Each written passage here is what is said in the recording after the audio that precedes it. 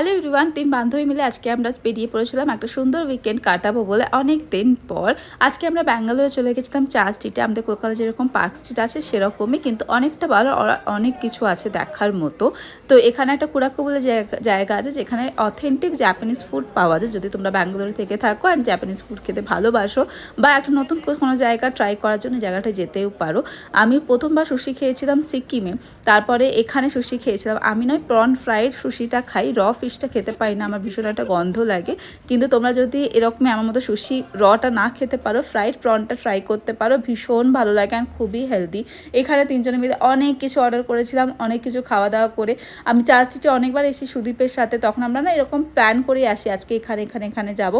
But আমরা আজকে তিনজনে কোনো প্ল্যান ছিল না, র্যান্ডামলি গেছিলাম অ্যান্ড পুরো দিনটা চার্চ স্ট্রিটে কাটিয়েছিলাম। পুরো চার্চ স্ট্রিট আমরা হেঁটে হেঁটে দেখেছি।